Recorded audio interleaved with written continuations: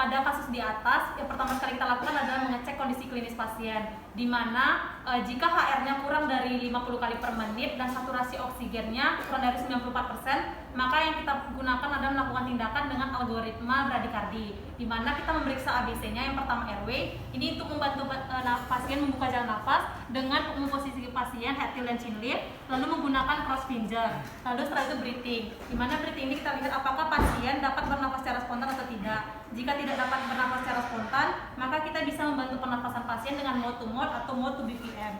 Di sini kita pasang BPM-nya, baru kita pompa banyak 3 kali.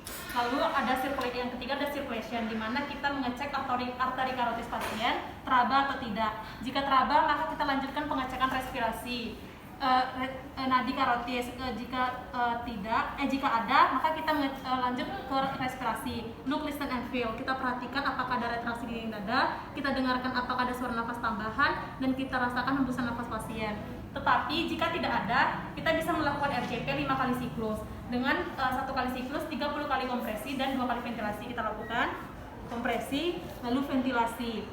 Lalu jika itu kurang membantu, maka kita bisa memasang defibrilator jika ada. Lalu jika pasien terlihat hipoksemia, maka kita bisa memasang oksigen. Lalu juga kita memonitor irama jantung pasien menggunakan EKG, dan juga memonitor tanda tekanan darah pasien dan memasang oximetri untuk menilai saturasi oksigen dari pasien. Lalu setelah itu kita lihat apakah ada tanda-tanda shock pada pasien seperti hipotensi dan juga yang lainnya.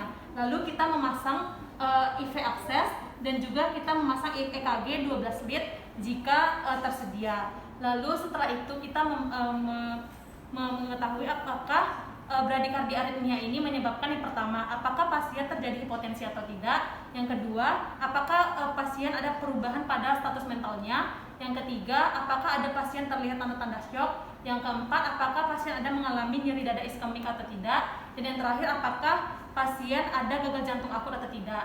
Nah, jika tidak, maka kita lanjutkan memonitor dan mengobservasi pasien secara berkala.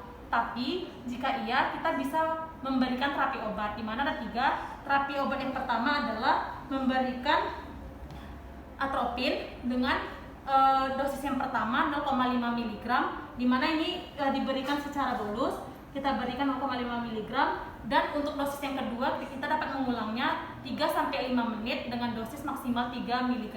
Lalu jika itu kurang membantu, kita bisa memberikan dopamin, di mana ini dengan dosis 2-10 mikrogram kilogram per menit, kita berikan secara intravena juga. Lalu jika kurang membantu juga, kita bisa memakai epinefrin, di mana epinefrin ini dosisnya 2-10 mikrogram per kilogram per menitnya. Nah, lalu setelah itunya selesai, kita bisa mengkoordinasikan apakah pasien tersebut perlu dikoordinasikan kepada dokter atau tidak. Jika perlu, kita koordinasikan kepada dokter. Lalu setelah itu kita mencek indikasi,